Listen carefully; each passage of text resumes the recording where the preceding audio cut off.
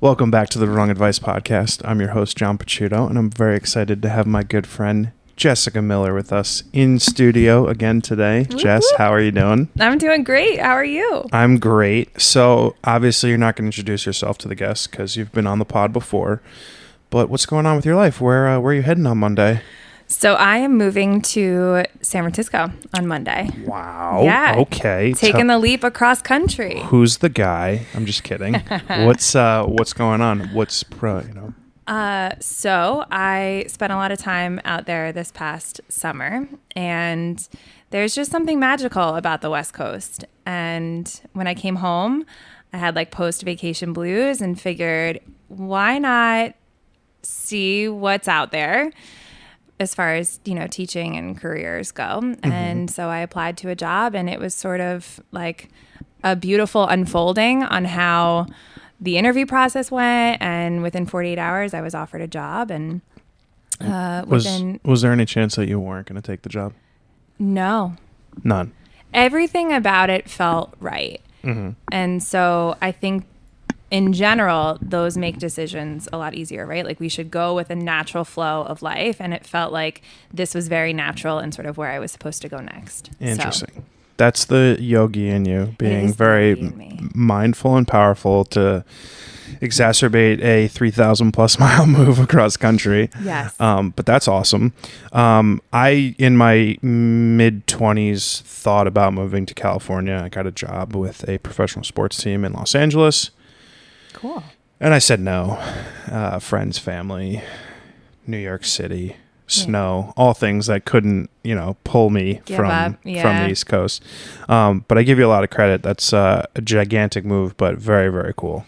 Obviously, I know you're going to kill it out there. Thank you so much. Yeah, I feel like I was just talking to a friend the other day where I've been in this place of transition for the last couple of years and doing a lot of work on the inside. And so it feels like I'm finally ready to take that work outside. I like that. Yeah, so we'll see what happens. But Jersey will always be my home. Well, yeah, I mean, family. Yeah. So. Yes. We had originally planned on this episode being kind of like the dating, relationship, sex conversation, and I think it's kind of a perfect time for it because you're making this gigantic life change, and there's so many open possibilities with your dating life, your career, everything that's going on. First of all, dating wise, how's the last year kind of been traveling all over the world, and not world, but country. And such? Yeah, so I love to date when I'm on the road. I know, we talked about that. On the road. I was gone for Jack 3 Kerouac. weeks on the road. Yeah, I mean, I feel like every part of the country just offers something different. Mm-hmm. And so I'm always really intrigued by, swiping when you're traveling because you just meet interesting people. And whether it leads to anything or not, it's never really like the purpose of me dating domestically.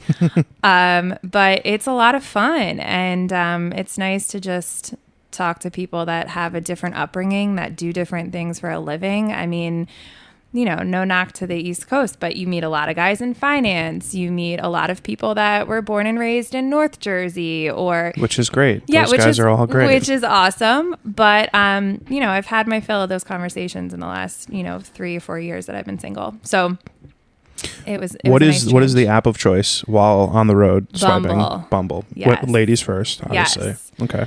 And I feel like my line it's like such a layup for anyone. It's like, hey, in town for the weekend, like any cool places to go. Like it's just like what guy would be like, oh, I don't even have to talk to her after she leaves town. Like this is perfect. That is perfect.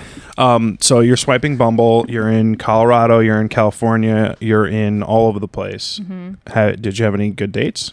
I did. I had a few dates. Some were better than others, but yeah. Do you ever have like the emergency phone call, like hour in, text message, like, oh shit, this is my dad, I gotta get this kind of thing? I have never done that before. And actually, I had a conversation on a date about if I had ever left a date, like mid date before, and I've like thankfully never been in that situation where I'm like, this is terrible. Like I feel like for the most part I can talk to anybody, and so even if like there's no physical attraction, like I can sit there and entertain a conversation for a couple hours. Wow, God bless you.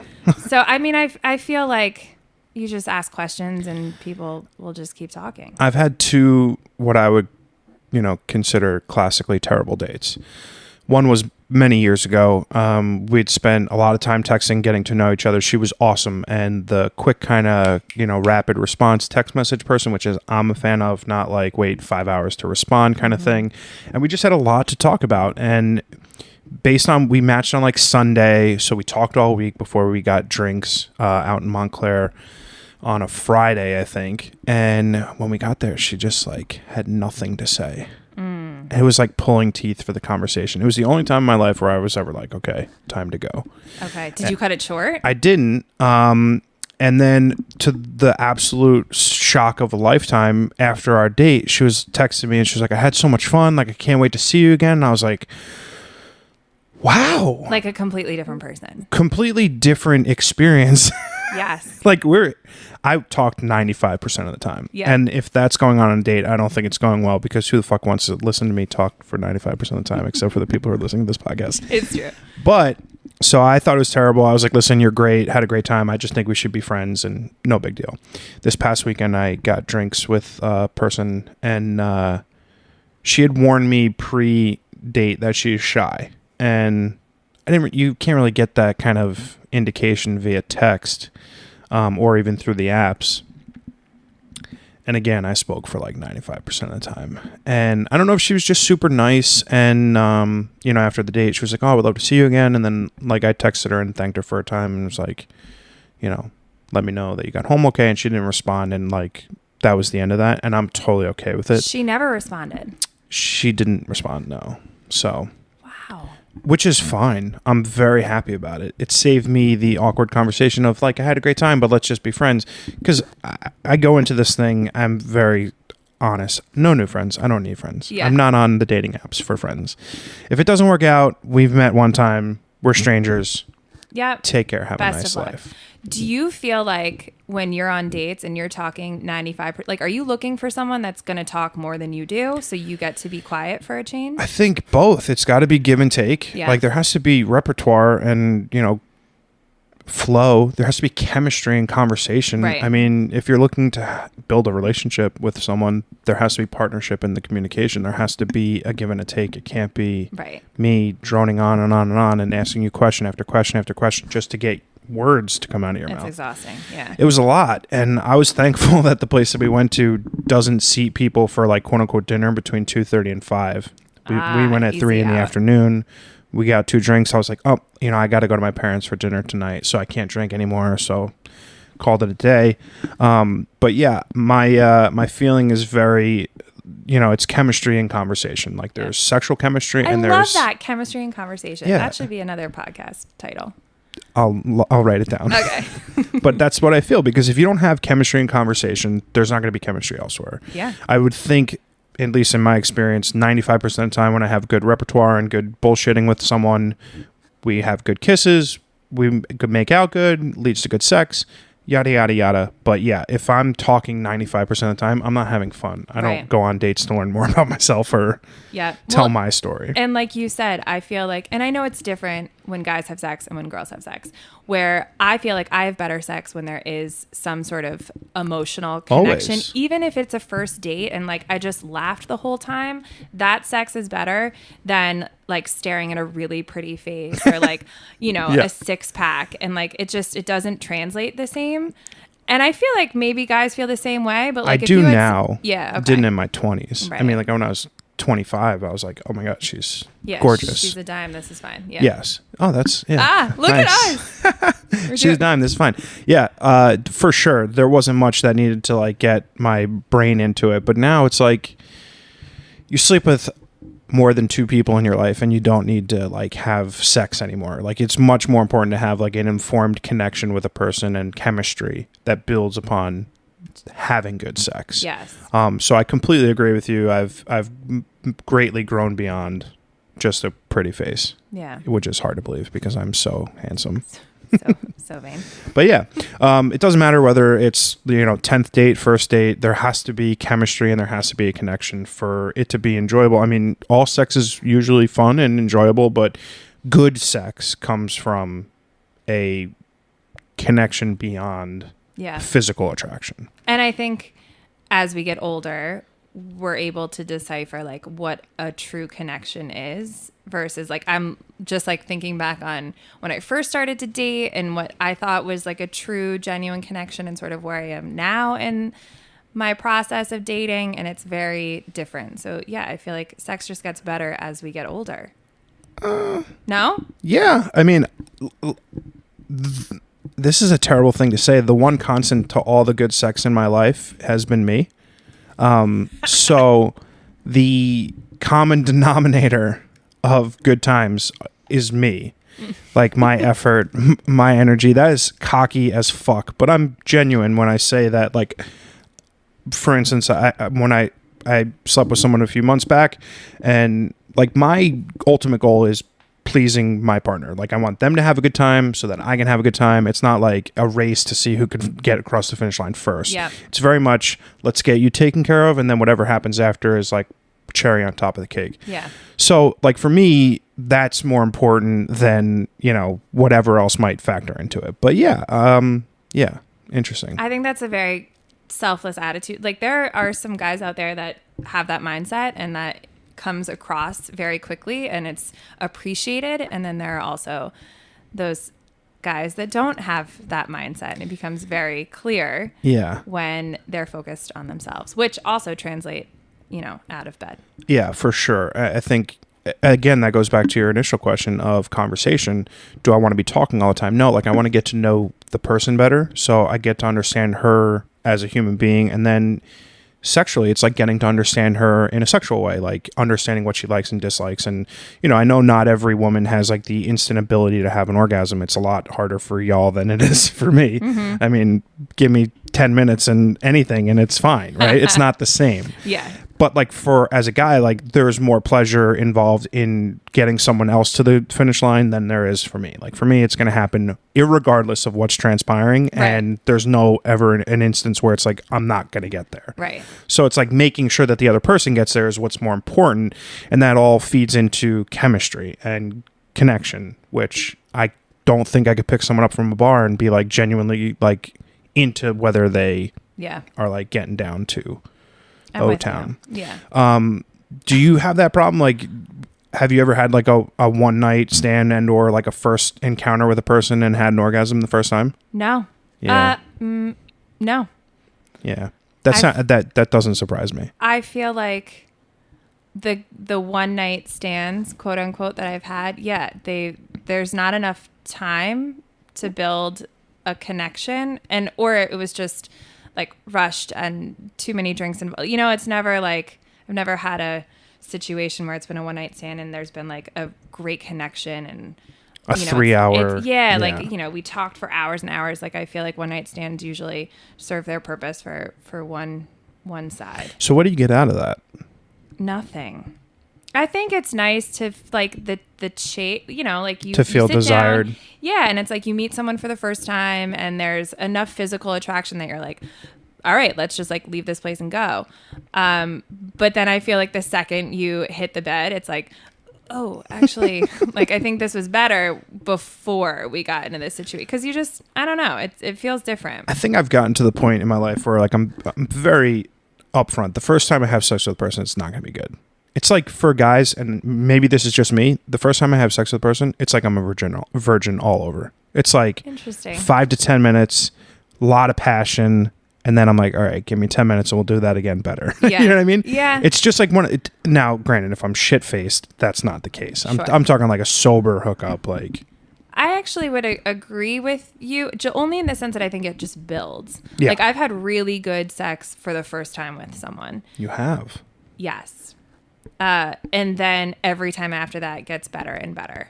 Yeah, so that I agree with. I would say I can still have sex with someone for the first time and be like, woo, it was a good time. I don't know that.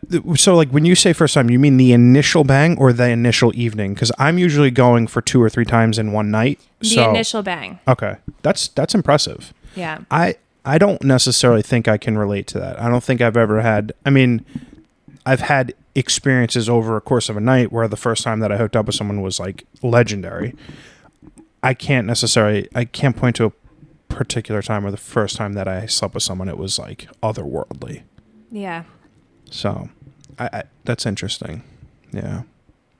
Do you find there's like an awkwardness the first time you like are getting into bed with someone? Like there's nerves involved. The booze usually helps. Like, I feel like for the most part, yes. I mean, we've done this enough that like we know how it goes.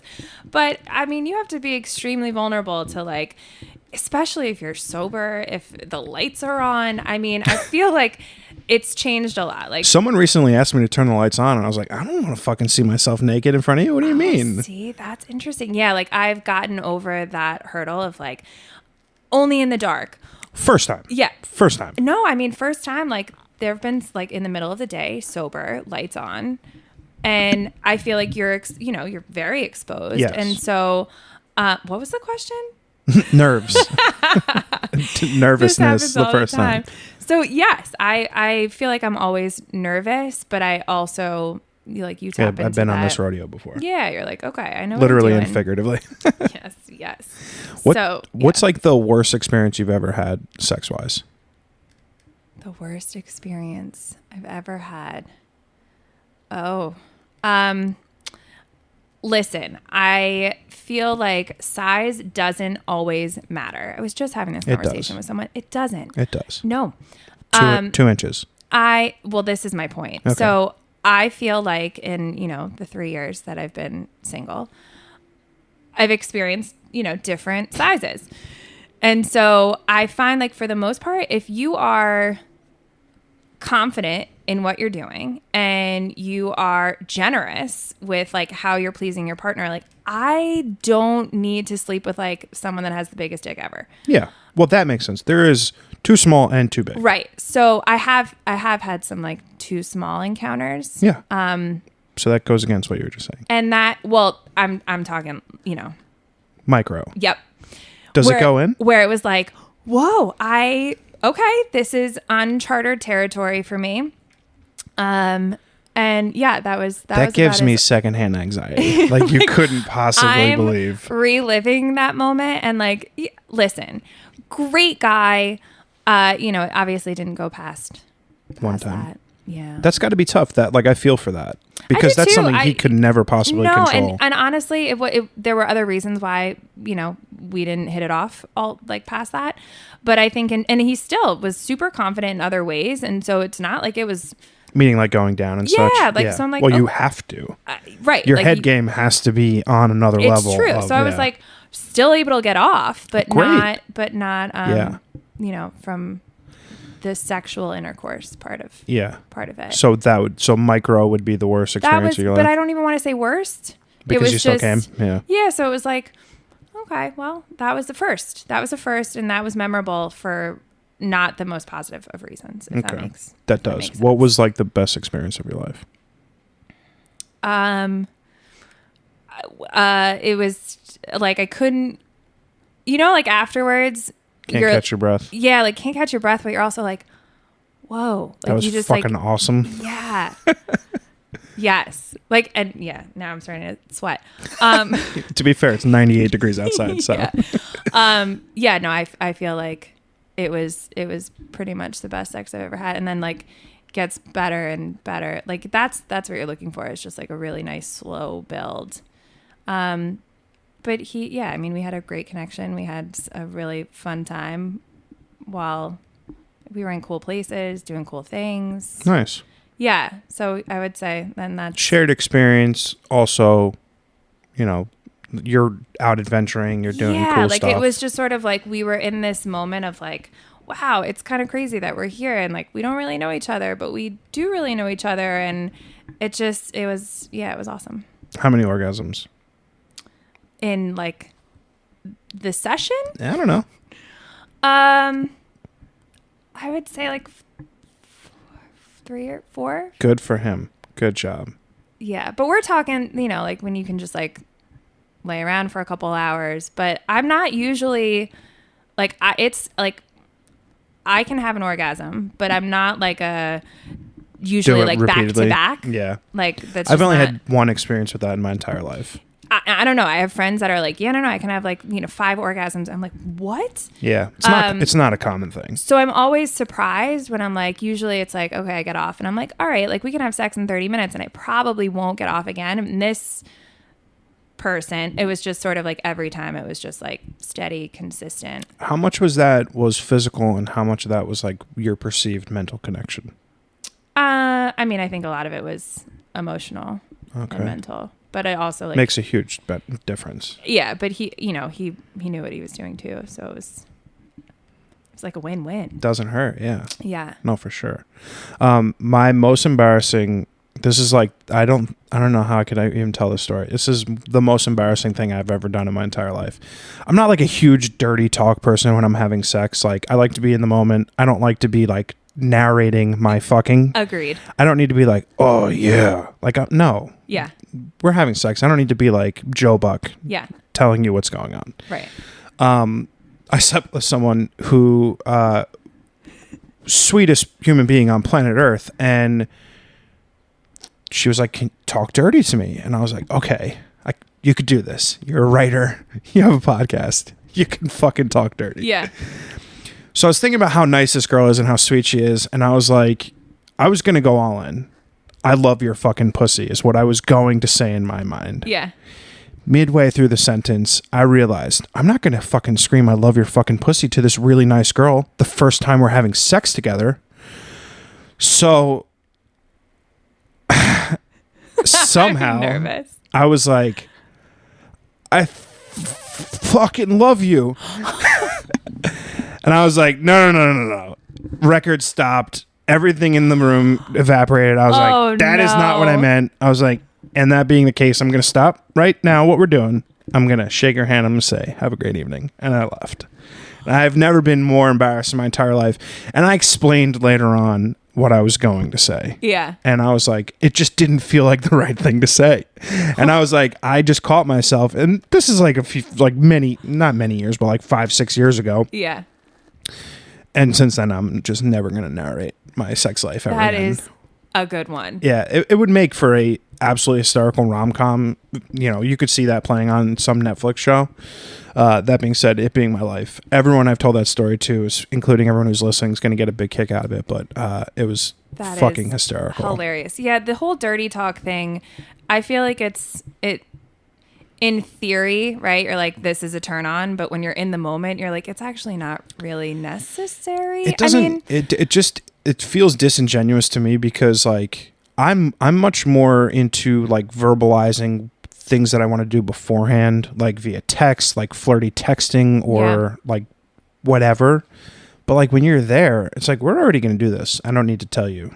Yeah, I'm gonna fucking no. That's weird. Well, yeah, and I feel like there's other. You don't need to be like silent as a mouse. Like I'm going to be making noises. Things are going to be happening. Yes, and you want to acknowledge the things that like feel good. Yeah, but in general, and then it's like when you have someone that's like talk dirty to me, or like, oh fuck. What do I say? So now you're taken out of the moment, and now you're like, okay, so like, how am I going to use like your hard like it's just like. Yeah. Yeah, it stresses me out. Yeah. The sexting game, now that I can do. We've talked day, about this. We have discussed this, and I'm glad you brought that up because we've talked about how I'm a huge fan of receiving nudes. You are a huge fan of sending nudes, which I think is awesome, especially because like in this day and age, like trust is a huge thing, and you know, etc. Why do you like sending nudes? Well, I feel like if it's going again, like kind of like you said before, how you want to please your partner, like.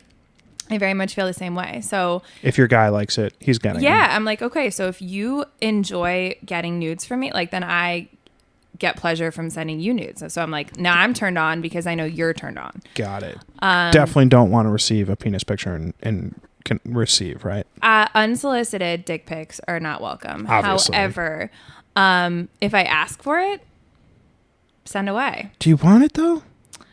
I just listen. Penises are just unequivocally the most ugly thing on the planet Earth. And like as a female who enjoys and derives pleasure from them, I would understand why you wouldn't share that opinion. However, cool, moing, like great. Enjoy your picture. Think it depends. Like I would try to get creative with it, like put little hats on the head, or you would bring Photoshop a smiley comedy to it. Yeah, I think if I'm like running errands and I'm in Target, and it's easy for me to like sext when I'm going about my day, but then it's like, oh, like you're in bed and you're jerking off, like, oh, and here's okay, like, yeah, then no, I'm not interested in the dick pic when I'm in a store, understandable, in public. But if I'm home and like I'm trying to get myself in the mood, I'm not opposed to it. That's fair. I'm with you on that. I don't send dick pics. I feel like I learned that lesson in college, like pre-iPhones. And then you quickly start hearing about all these creep fucks who do it on Instagram and DM unsolicited cocks. And it's just not, there is a lot of negative connotations centered around male nudity. And I think we've thankfully got to a point where there is a ton of positivity around the naked female body, which I think is awesome, especially with things like OnlyFans and such. But I think why can't that be reciprocated? Why can't? Because penises are so ugly. I mean, I don't know. Like, is a vagina really that attractive to look at? Sure, to me. Like, I also feel like when you get nudes, at least when I send them, they're, full body. Like, it's not like I'm like, you're getting like a... Yeah. You know what I mean? Hand up, yeah. Yeah, so I feel like... It's more like the tease, the anticipatory... I'm going to take this lingerie off when I come over later, kind of a... Yeah, just to like build some excitement. But I also feel like if you're doing a long distance thing, like you got to be ready to phone play. Sex. Yeah, phone sex, FaceTime sex, video messages. During the pandemic, I was talking to someone and we had phone sex like pretty early in. And I was like amazed that it did the trick for me. It quickly went from phone to FaceTime, so it got entertaining. Yeah.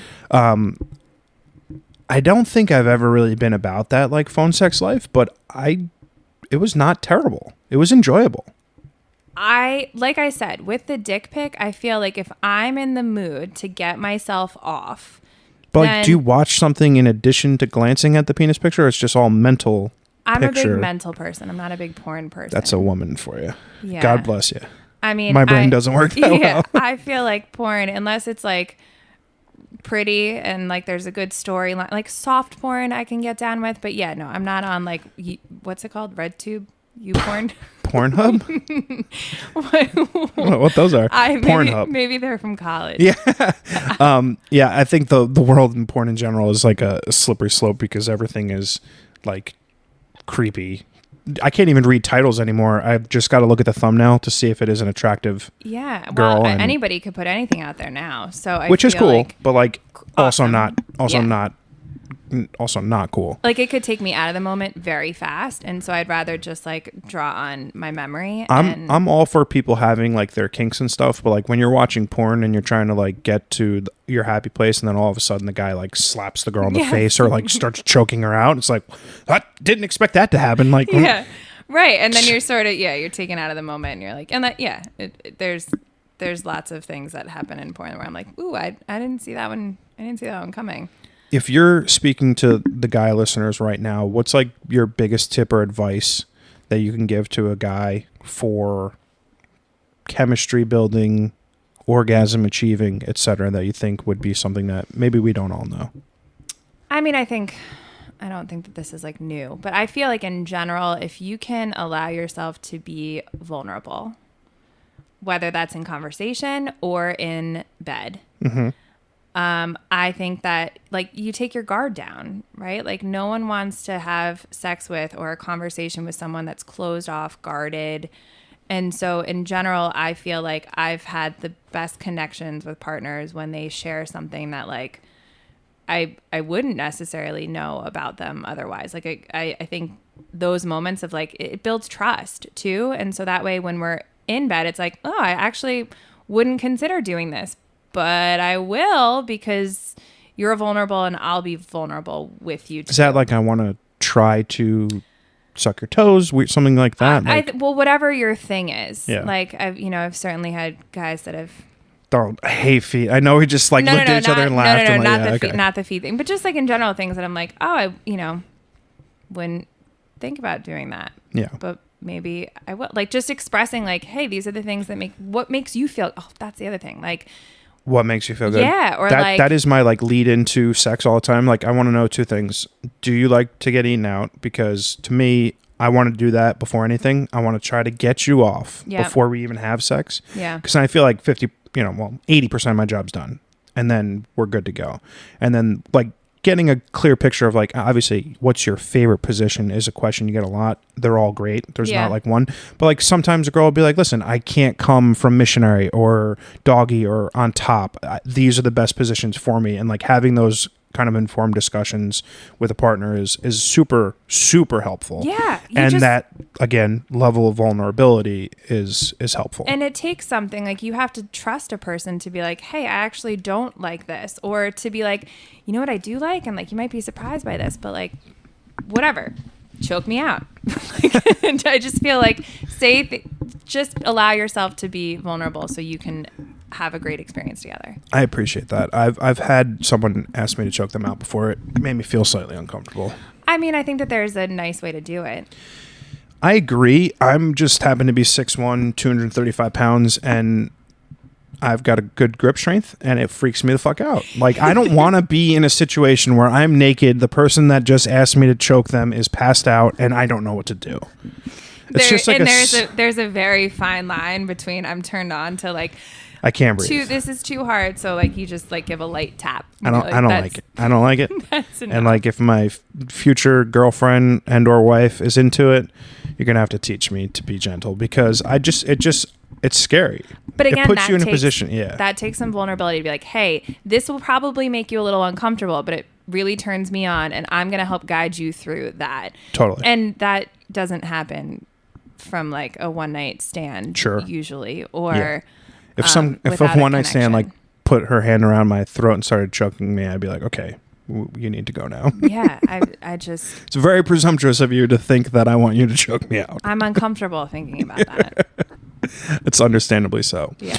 I've often had this like perhaps irrational feeling that I've seldom had the kind of chemistry and connection with a person that I've had sex with that I've also had like a strong relationship with. I'm not really sure how to like properly articulate that. And I'll say it again in that I've had some really good relationships with some not great sex, and I've had some really bad relationships with really great sex. Okay. What do you think is something that is like common between those kind of, in different sort of opposite scenarios? So not a great connection, awesome sex, and great relationship, not great sex. Well, horrible relationship, great sex. Well, I mean, I feel like I've lived both of those experiences, and I think that there has to be some fire, and so you can have a great relationship because you're both good people, and not enough passion, and so.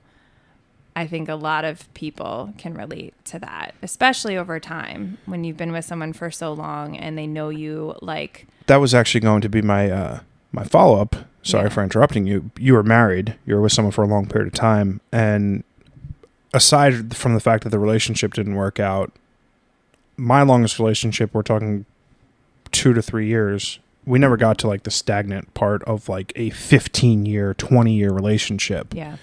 So my biggest concern now in my dating life is finding someone that I've got this immense chemistry with and passion with, and then other things not lasting. Yeah.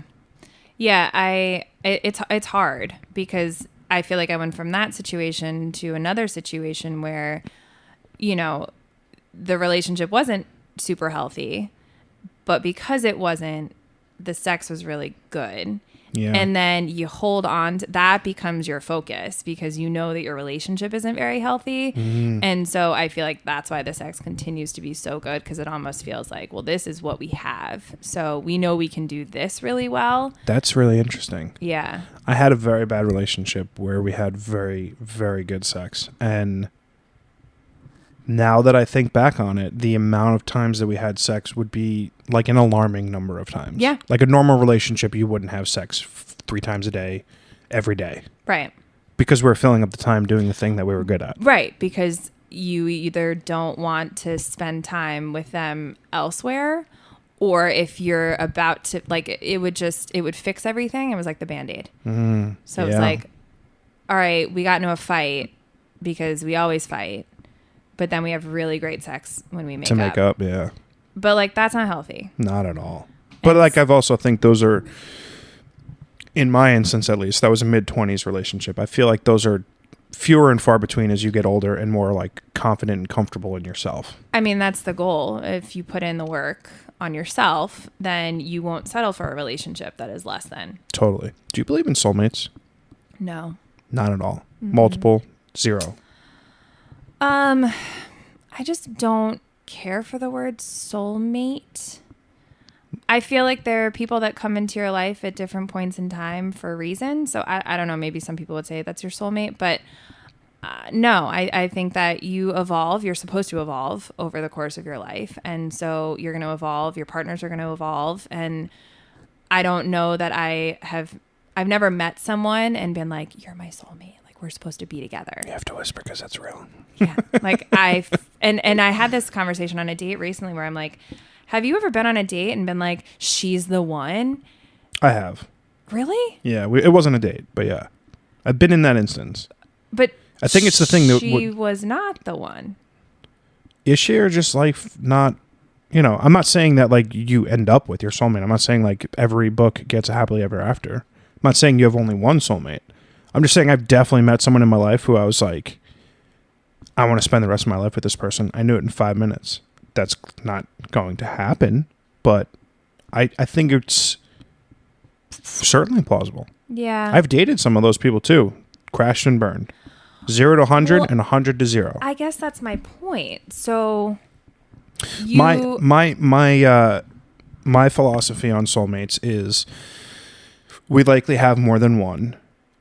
And I say have because I would look at it as like one of those like great detriments in the world. If we lived in a world that was devoid of soulmates, like it just takes a little bit of the luster and a little bit of the joy out of the world that we live in. So I like to, when I was a kid, there's one person that you love and you marry, and okay, I'm not that naive anymore.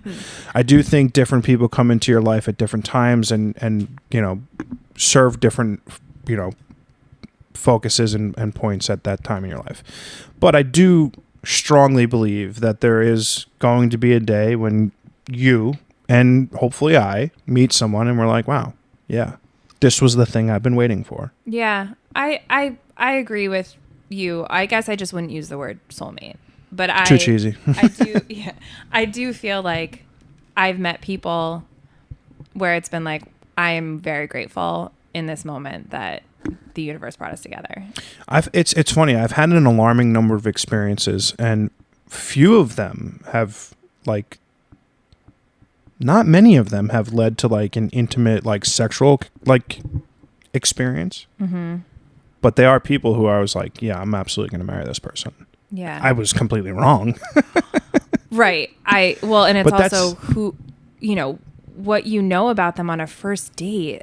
Not even dates. I'm just saying like people that there is an undeniable chemistry or connection or chemical something that draws certain people to you. Yeah. If I was smarter, I'd be able to describe it. I'm not. But I can think of a few instances in my life where like I saw someone, I met them, and I knew immediately something had to be there because it's undeniable. And it was reciprocated. It's not as if I was like, outside your window, yeah. You know what I mean? So, yeah. Well, and I think, like attracts like. And so I had a yoga teacher once that said, if you put 50 people in a room, right? The artist is going to find the artist. The alcoholic's going to find the alcoholic. Interesting. The adulterer is going to find the adulteress. Ooh. And so I always think about that because I feel like we all give off a certain energy, and I think that's what's reciprocated. So some of these, when I say like dates, like I feel like when your energy, you're like vibing at the same vibration frequency, then I feel like it becomes like you naturally attract that person. Yeah, I'm like, that's I am very interesting. Really into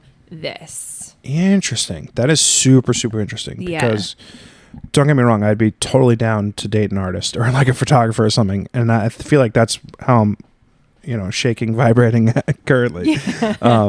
So that's very interesting. I find that very interesting. And I don't necessarily think that means, right, that you're supposed to marry someone else that has your exact same interest, but I think in general there is a draw, like you draw certain people to you. I like that. And the hope is you're drawing people to you that you want to be in your life. And so that's why I feel like in moments of despair, when we're healing or when we're grieving, what we attract is very different than when we are whole and when we are happy. I love that. I'm so glad you said that too, because I feel like very recently I've become very cognitive of like other people's happiness. And just like, this is a tangent, but like I was noticing I follow this girl on Instagram. She's got like 5 million Instagram followers, and she's been like super vocal about the fact that she's like wildly depressed. And I find it very interesting because this is a person who's getting, Prada, Gucci, all these things delivered to her just because she's got 1 million followers, and she puts it on and she looks glamorous and she's traveling all over the world and she's on yachts and boats. And it's like, I'm looking at this person's life like, Jesus Christ, I would kill to be able to do something like this. Right. I'm not tall enough, thin enough, or, bodacious enough, etc. But I was like, the human experience is mostly shared through misery. Right? Like they're like being whole. Like I feel like I'm the best version of myself today. I'll be a better version of myself tomorrow. But it's when you start realizing like everyone's going through the same shit. Right. Everyone has the same problems, that you start being able to have deeper level of connections and understandings with people. And I point this Instagram person out because like on paper, we are irrationally driven towards other, strangers' validation online, right? Because 95% of our lives are lived there. But life is really what's happening in a room, like you and me having this conversation and people out walking on the street. And it's just nice when you can actually look to something and be like, oh, wow, like they're so normal. We put them on a pedestal anyway. Yep. So, yeah, that was my tangent for the day. And it's a good tangent because I feel like social media in general is just a place where, you can put on whatever show you want to put on. So I love that she's honest with how she feels. But yeah, like you feeling like the best version of yourself, like the women that you're going to attract into your life should match that. You would hope. Right? Knocking on wood. Yeah, like if you feel like, okay, I'm not worthy of this, or yeah, I don't deserve this, then like what's going to come knocking at your door? Something that is going to make me feel worse, probably.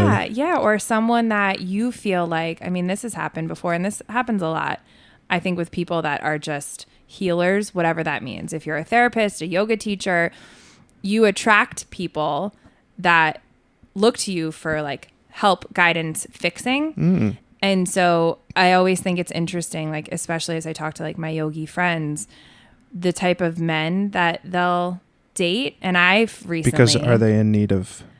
I think healing? they give off a certain vibe of like, I have done the work, I am self-reflective, I'm aware. And so I think it draws in people that want to feel that too. Oh. And so I talk about this all the time with my friends, where I've found, not as of late, but before my travel experiences, I feel like I was attracting guys that weren't available emotionally. And so I'm like, okay, well, what is that saying about me? Because I'm either allowing this to go on for too long and I'm not catching it before, or do I still have some work to do? Because maybe I'm not entirely available emotionally. I feel like my emotional availability varies like daily, weekly, monthly. Like I don't think it's like a consistent, I'm always emotionally available. I feel like, you're if it was a gauge, right? And there's like a glass bottle filled with my emotional availability, like sometimes it's completely empty and sometimes it's incredibly full. So yeah, but I find like you are very direct with what you want. You know what you want. And so I would disagree. I think emotionally unavailable men don't want a relationship, won't let people in, are super guarded no matter what. I mean, I've been that person. You have, but I don't think that you are that person anymore. Yeah, and gotcha. so, yes, like, do I have the patience to deal with your bullshit today? No. Yeah, sure. But in general, it's not like you're like, nope, I am like the guard is up and you cannot enter. Got it. Yes. Like that. Yeah, that's what I meant. But no, that's fair. Yeah, I think you reach certain thresholds in life, and it could be going through a bad relationship, a good relationship that just doesn't work out, a marriage, whatever it might be, and then you eventually end up like coming to the place that you're supposed to be regardless. And like maybe for you that's California, and you know, maybe there's a guy that you'll meet when you're out there and happily ever after, or maybe like in 6 months you'll be like, man, this fucking sucks. But it's like there's so much greatness beyond like just being open and vulnerable and the ability to take a risk and a chance. And I think that's pretty cool for you, for sure. Thank you. You're welcome. What's your biggest fear about this move? My biggest fear is loneliness. Even in a digital age where like everyone's a FaceTime away? I guess so, but I feel like my current state, in 10 minutes, I can be at my yoga studio. I can be with my 5-year-old niece. I can be with my dad. So I feel like not having that it makes me a little uneasy. Because I haven't really been alone like this. You're going to have a roommate, right? Ever. No. Oh, I thought you What? had mentioned you had a room available. Oh, yes. So I'm staying with a friend until I find my own place. Gotcha. Okay. Yeah. Okay, yeah. So I think that's my biggest fear, is like a moment of like, holy shit, I'm alone. And I mean, so I've been living alone now for 2 weeks. I've been blessed to just be able to have like what I consider the best version of my life, like spent it living with my family until very recently. And it just like comes in waves. Like, you know, it might be like 10 p.m. tonight where I'm like alone watching TV, where I'm bored. There's no one in my immediate proximity. I can't like have that physical space shared with the person. Or it could be like 10 a.m. on a Tuesday, but it just comes and goes. I think it's totally natural. And like then there are portions of that are awesome. Yeah. And I think one of the best things about it is me now being able to be a bit more mindful of how I feel in my own skin. It's been tremendous because I'm sitting here. I have access to video games and books and music and TV and the internet and my phone, and I could do whatever I want, but I'm choosing to be quote unquote bored or feel lonely.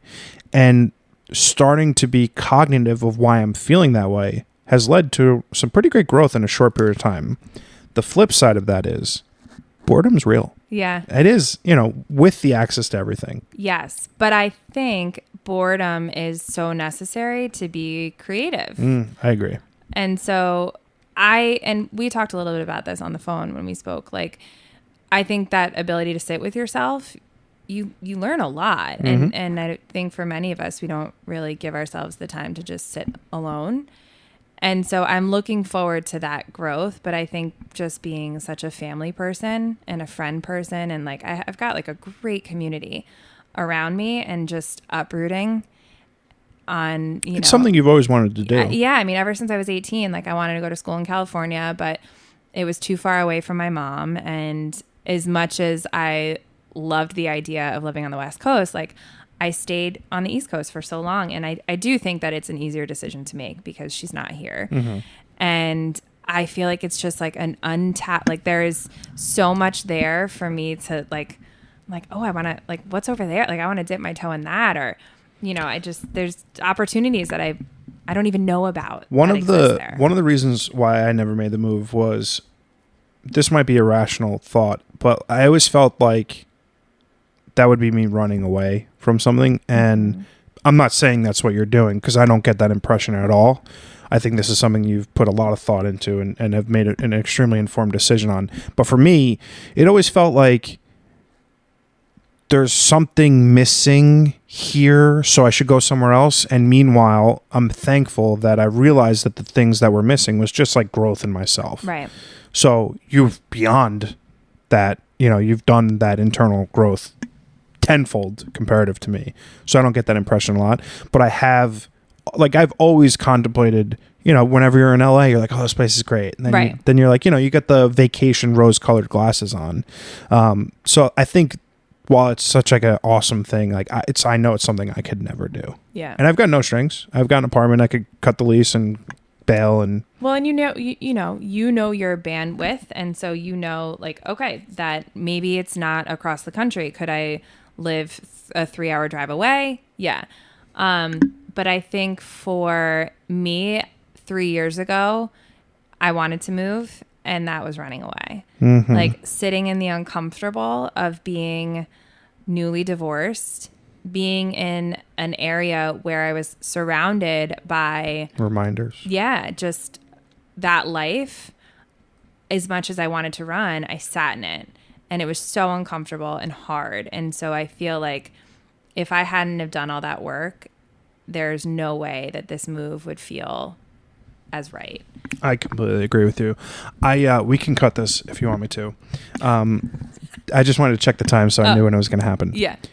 Is there any part of this move generated or dictated by new exciting things in your relationships with the opposite sex? So I don't think he's going to listen to this. And if he does, it doesn't matter. No, I mean, when I was in California, I met someone, and we had like a super strong connection and sort of like a spontaneous adventure. That was like applying for jobs and relocating in the works prior to? It was something I had always talked about doing, but never had done. Gotcha. I mean, Colorado was like the forefront of my mind last year. Yes, so, I remember that. Yeah. Like, especially like during COVID, I remember. Yeah, I was like, I'll just teach remotely from there. And so I went about getting my teaching certification in Colorado, okay. Gotcha. which is usually reciprocated because Jersey is what it is. So Colorado was sort of like, okay, this is where I'm going. And then every time I'm in California, like I just feel like I belong there for a little bit of time. And I hadn't spent a lot of time in Northern California. This was the most time I had spent between San Francisco and Tahoe. And so, my girlfriend was always like, you have to move here. Like, just quit your job, stay with me, find a job when you're out here. So we had talked a little bit about it. And then, I went on an awesome date that, turned into 8 days of, like travel. And spending a lot of time together. And so it was a catalyst, I think, for like, okay, go home and do something about it. In fact, on our first date, which I would highly recommend to any guy, because this was a good move, and I don't know how many times he's done this on a first date, the 36 questions that lead to love. Oh. The Times wrote an article, 2015. 3 sets of 12 questions, and it's all about building intimacy and being vulnerable. And like example questions, like if you could have dinner with anyone that's living and dead, who would it be? That's like question 1. Okay. Right? Easy. And then it goes into like, what's your favorite memory growing up? What's your least favorite memory growing up? I like that. If you, do you have a hunch about how you're going to die? Painfully. Yeah, but just like very thought-provoking questions. Name 3 things that you and your partner seem to have in common. Mm-hmm. And it could be with like a friend, it could be with a romantic interest. Sure. So one of the questions that he is asked is, what's a dream you've always had and why haven't you done it yet? And I was like, move to California. He's like, well, why haven't you done it yet? I'm like, out of fear. And so I was always in the back of my mind. And so when I got home, like, of course, like, the whole, like, I miss you text, wish you were here text. If you lived in California, we could date texts were happening. And I'm like, fuck it. Like, let me just. So in this instance, fear was a motivator. Yeah. I was like, rise above it. And I also didn't try that hard to get this job. Mm-hmm. You applied. I applied, but it was sort of like the conversations were really easy just because I feel like this is just what's meant to be. And so it was funny when it was like. So do you think this person's your soulmate? No, I don't. I don't like the word soulmate. I think he, whether it's already like expired, I don't know what will happen when we get out there. He served a role, and that role, a catalyst. Yeah, he was a catalyst. There's a book called Broken Open where they talk about shaman lovers, and so. They don't necessarily have to be permanent relationships, but they are people that are there to teach you something or to show you something. That gives me Good Luck Chuck vibes, because I've very often been told that I'm Good Luck Chuck, and it's not the best. What does that mean? You never saw the movie Good Luck Chuck? I'm not well enough to know what that reference means. Dane Cook he was a hot star for like 5 minutes. He made like 10 movies in like 10 days. One of them was Good Luck Chuck. And the premise of the movie was every time he slept with a woman, the next guy she met was their soulmate. Got it. 99%, maybe 100% of the women that I've slept with are currently married and or Gotcha. with someone else. You could have been their shaman lover. Shaman lover. Yeah. I mean, I would never classify. I'd much rather call myself Chuck than shaman lover. But yeah, I'm with you on that. Yeah. So I think that was his purpose, was just sort of like to shed light on, okay, well, first of all, why aren't you doing something that you've always wanted to do? And then having such an awesome connection with someone. But it was so funny because, it's sort of like, move to California, we could date. And I'm like, okay. And now he's like, no pressure. But I've made it very clear that this is happening not because of you. Yeah. Right. If you happen to be along for some of this ride, cool. But California's a pretty big state. Yeah, a little bit. It's a little on fire right now, but still pretty good. Just a little bit. Yeah.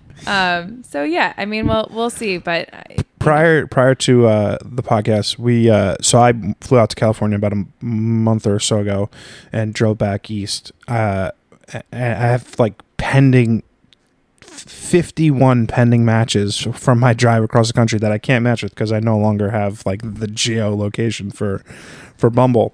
And I quickly realized that I'm like a South Dakota 9 and a New Jersey like 6.5.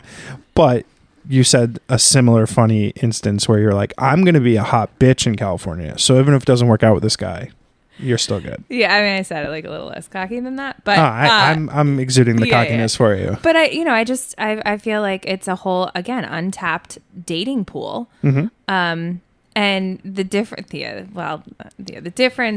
in even the dating profiles themselves, which I'm sure you saw as you were swiping, just like how different people are in different areas of the country.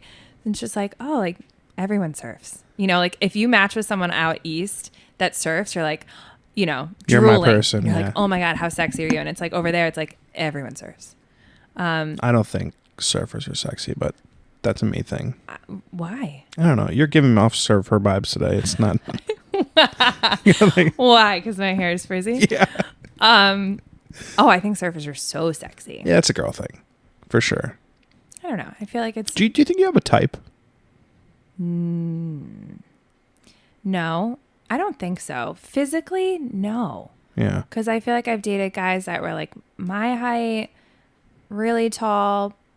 Well, you are very tall. Yeah, but like never a lot shorter than me. But I can't date like a 5'4" guy. Yeah, no. Yeah, like my ex was like had red hair. Like it just ginger. Nice. Yeah, I feel like I don't necessarily have a type. I usually go for like funny, outgoing guys, but then I'm always surprised by like the introvert that like catches my attention. Interesting. Yeah, I have no type. I mean, I've dated every ethnicity, every hair color. I'm much more attracted to something beyond like skin color, whatever. Yeah. But I always find it funny when like a girl like will always say, oh, tall, dark, and handsome, and I'm like, bitch, I am those things. Where are you? I love a tall, dark, and handsome. Yeah, I know. Yeah. So, all right, that's fair. I think the most vulnerable that I'm going to be able to get on the podcast today is that you spend a lot of your life dating. I've not been married. You were. So I've spent a lot of time in and out of relationships. And in the last year, out, obviously, because of COVID. You get to a certain point where you start to ask the question, like, I'm looking around the room. Is it me? Yeah. Is it something wrong with me? And I'm very thankful that in like the last, let's call it a year, I've done a lot of work to be incredibly confident and happy in my own skin. What is like the one thing that you look at now as making a cataclysmic, well, not cataclysmic, but like gigantic life alteration that you're like trepidatious about? I mean, I think that was like a very fancy way to ask that question. Like something that I'm apprehensive about in yourself, like in like dating and love. And I mean, I wonder if I'm going to find my person. I think that the work I've done on myself is amazing, but I feel like my standards are very high. As they should be. And so I am not going to settle for a less than anything. And so sometimes I'm like, well, shit, that could mean that I'm just alone for a lot longer. And so I have moments of like, well, maybe I shouldn't be so picky. But I wouldn't even say that I'm picky. I think that's my whole thing is like, okay, so now I'm 35 next month. Well, because I get that question a lot. What? Why are you so picky? Yeah. I'm like, why wouldn't I be? I was just going to say, like, I feel like this is the time where you should be. So, like, why would I settle? Yeah. And when I say picky, like, I'm open to dating a guy that has kids. Sure. I'm open. Not. You are not open to dating a woman with kids. I don't know if I want kids anymore. Okay. And that has been like a new switch for me. So like the concept of I have dated someone with kids before, and I'm not saying that was too definitive of me. I would be very skeptical of dating a person with kids because there's a level to that relationship that goes beyond casually dating someone without kids. It's no longer like I'm dating them in the hopes of developing a partnership. I'm dating them in the hopes of we're going to go have a family. Right. And now that is a question mark on my future. Gotcha. So go on. Sorry. Okay. So I guess my point of that was I am not closed-minded to things like that because I know my age and I know that the chances of me dating someone that's been divorced are high or, has kids are high, especially, once you get up into your 40s. So in that sense, I'm not picky, but I am going to be picky in like, are you a family person or are you respectful? That. So like in those ways, I don't think there's anything wrong with being picky. Yeah. I'm picky in that my type is irrationally out of my league, and that's okay because I've dated girls who are irrationally out of my league. I'm a good dude. I have a good heart. I'm hysterical. I'm tremendous in bed. There's no reason why I can't date XYZ supermodel. I just got to meet these people. Yeah. So like when you get this a lot from people who are like, oh, why are you still single? Well, maybe you're too picky. Well, maybe you're an asshole. Yeah. Or maybe you fucking settled and you should mind your own business. Right. Because that's my favorite piece of advice from people that are married, maybe not the happiest, where it's like, well, you really should, I don't know if they're 5'10". And it's like, listen, I am not going to start to question like my future partner and like who they are. No, because I'm single and lonely. Like, no, fuck you. There's a line in one of the new John Mayer songs, and I'm gonna butcher it, but it's like I fucking love John Mayer. Are you going to his concert in February? I'm probably gonna go. Yeah, I might fly back for it. You should. There is it's something to the extent of like couples are like looking down on people for being single and like whatever. He's says it much more eloquently than what I'm trying to say, but the point is like no one has the right answers. Like, oh, the lucky in love have like conditioned us to feel like we're unlucky in love or whatever. It's something really good, and I'm gonna copy and paste it in the notes because it sounds better. But the point ultimately being that who are you to judge me? There's a ass for every toilet seat. There is a whatever the saying expression is. Yeah. And like, I'm going to find my toilet seat, or I'm going to find my, fucking Pam from The Office, whatever it might be. Like, I'm not going to settle until I've met the person that sets my soul on fire. What would be the point? Yep. I agree. I'm not that lonely. And I would rather be alone than what would be the point of alone in a relationship? Yeah. Like, that's even worse. Filling your time up with someone who doesn't fit your needs on like emotional, physical, chemistry, sexual. There's a list of 1,000 things. What would be the point of that? Yeah. And I've very thankfully got to the point where like if I go out with someone now and it's like not there, whether it's like chemistry or common interest or whatever it might be, I don't need to go out again. Yeah. I can know we talked about this too on the last one, like sort of like where your limit is. And so for me, it's 2 dates, and I won't go past 2 dates. If I'm not feeling you, then I'm not. Do you always kiss on the first date? No. Not always. Do you usually? I mean, if I'm like kind of interested in the person, then I will. This might be illogical. I've often felt like if I don't kiss the person on the first date, it didn't go well. No, I disagree. Huh. I dated a guy for 2 months and we didn't kiss on the first date, and I ended up like really liking him. Interesting. However, I don't know if there's enough chemistry after 2 hours, like there should be a kiss. That's what, yeah. So a few years ago, I went out with a girl. We had a great time. I went to kiss her. And she was like, whoa, whoa, whoa. Like, I'm not kissing you. It's the first date. And I was like, you just took everything that like, and like maybe this was my like, my, I don't know, my fear or whatever from that experience. It made me feel so like awkward. Mm-hmm. Like she made me feel like the thing like I was just trying to like I was just gonna like mouth rape her or something. Yeah. It made me feel so like, who are you to think that I would kiss you on the first date? It's a little intense. And I was like, are we supposed to? Are you guys supposed to be like, is it okay if I kiss you? I didn't ever do that when I was younger. I do that now. That's respectful. And I think it's two things. One, COVID. So maybe I'm more flexible on the kissing thing because maybe someone's like, well, I don't really feel comfortable. Like maybe I would like to, but we should hold off. Fair. That's number one. Number two, I ask because rather than that experience happening again. Yeah, that sounds terrible.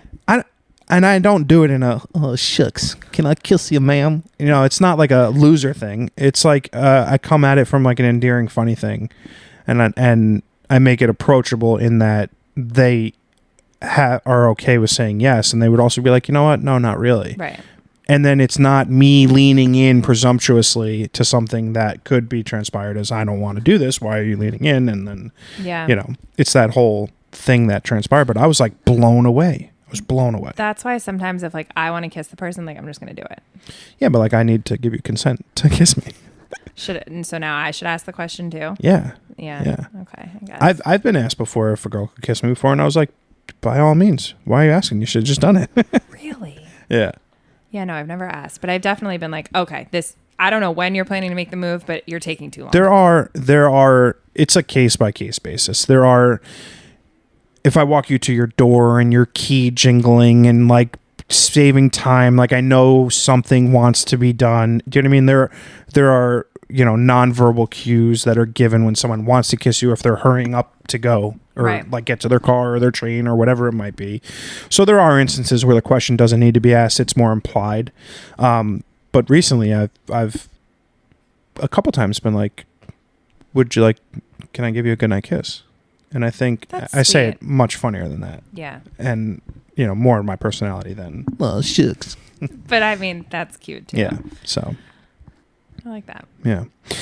I think our conversation for the sex and love episode has run its course. I think we pretty much talked about everything I could hope for or dream about. And I would like to finish with one solid final question. Okay. When you're getting to know a guy and you're talking via text message, when do you think is the appropriate time for them to start talking about sex stuff? Do you have to have already kissed them? Would you like to be the person to bring it up? How is like your process for getting into the nitty gritty of the sexy time? Good question. I, first of all, will never send a nude or any sort of naked photo if we haven't slept together. Totally makes sense. The sexting thing, I think because for so long, like I was never like physically close to whoever it was that I was dating, it came on sooner because... What's your favorite position? Those kind of things? Not even that, but just more like, I just got out of yoga, I'm all sweaty, right? Like that's an opener. Oh, okay. Because I feel like you just like don't jump into it right away. Mm-hmm. You just sort of like, I think it starts by sending other pictures. So that way you're showing some side of you. And then I think that that's a segue into like, you look really pretty. Like, wish I could kiss you right now. Like, I think then you can get into like the sexting part. But I think you gotta ease in. That's fair. I've gotten to the point where, and I think this is like because I'm just 35 and exacerbated with dating, that I sent a meme that I found, and I think it perfectly articulates the things that I want out of like the talking stage with a person. And I'm going to read it because I just think it's so good. And I hate small talk. I want to talk about atoms and death, aliens, sex, magic, intellect, the meaning of life, faraway galaxies, music that makes you feel different, memories, what lies you've told, your flaws, your favorite scents, your childhood, what keeps you up at night, your insecurities and fears. I like people with depth, who speak with emotion from a twisted mind. I don't want to know what's up. And I don't think anything like more appropriately describes like the type of conversations I'm interested in having, because by all means, if this is a first date, of course I want to know what your favorite movie is, and if, like, I'm very interested in what your favorite flower is. Yeah. But I don't. I want to know, like, what's your biggest fear? You're gonna love these questions. Oh, I'm looking it up the second we get off the line, for sure. It's gonna, because it's exactly that. It's like no bullshit, and we talked about this too. Like, you cannot force someone to have depth, and so if you are not willing to go there with a person, then like I'm not interested. Yeah. But I feel the same. I feel the same way over texting too. I think it's different because I also have shifted my mindset into like we don't have to text all the time. Mm-hmm. Oh well, that's recent for you. That's very recent for me. Probably because. But that's a learned behavior. Yeah, but it's also like, okay, so then that means we're talking on the phone, or that means that when we do have conversation, it's meaningful versus just like, what'd you have for lunch today? What are you shopping for? Like, no. I'd rather not talk all day than be like, how was your day? And have like an honest conversation about it. That's totally fair. I spend such a large portion of my day on the phone that like I don't want to spend 2 hours on the phone with someone. And I was dating someone in quotations during COVID, and we had some like epic 9-8 hour phone conversations. I felt like I was in high school, and I was like, this person is incredible. But then when we got beyond the phone conversations and into the like person experiences, they didn't match up. Like, she was much more comfortable on the phone than she was in person. And my thing is, like, I can send a text message off in 2 seconds. I can write a 31 sentence text message in 5 seconds. So like, I want to be in communication with the person that I'm dating constant. It doesn't have to be like every minute of every second of every day. Yeah. But like when you're in the quote unquote talking stages, like I want to have a conversation that's not like between 9 to 5. Like, it's not easy for me to like pick up the phone and call you. Yeah. But I do agree that the conversations I'm interested in having now have gone beyond what your favorite color is. Yes. For sure. And sexting is part of that. Yeah. So I feel like, especially if there's distance between, like I will get down with that. I meant it more like, are you interested in learning about like what their favorite sex position is? Do they like getting head? Like those questions, like when they are like articulated via text, or is that like an in-person conversation? I think that's an in-person conversation, because if somebody asked me those questions before I had met them, or I don't mean before meeting them, but all right, so there would have to be enough chemistry in person for me to be like, oh, I do want to talk about those things with you. But if that hasn't happened yet, then that would be a huge turnoff. Interesting. For it's me. good to know. Yeah. Yeah. Because like I said, I'm much more interested in getting to the nitty gritty. Like I don't want to know what your feelings are on The Notebook. You know. Oh, I love that movie. I know, but like I don't really care. Yeah, I'd rather know your favorite sex position. Exactly. Okay. What makes you come? Got it. Well, I'm a guy. Everything. well, yeah. Still, I feel like vice versa. Like, I like to learn new things. Yeah. Over text. Totally. I think you're just such an incredible human being. Don't fucking start crying. This is my favorite part of the podcast. Why? Because I fluff your ego? Yes. Fluff away. You're awesome. I wish you the best on your move. We'll do this again in like 6 months. Yes. We'll do like a recap. We were supposed to put longer distance in between the 2 episodes, but you're moving, so we took the opportunity to say our fond farewell. Exactly. Yeah. And I love you. I wish you all the success in the world. Enjoy your new long-term, short-term West Coast living. Who knows? Next journey. I'm excited for it. And thank you so much for coming on again. Thanks for having me. You're welcome.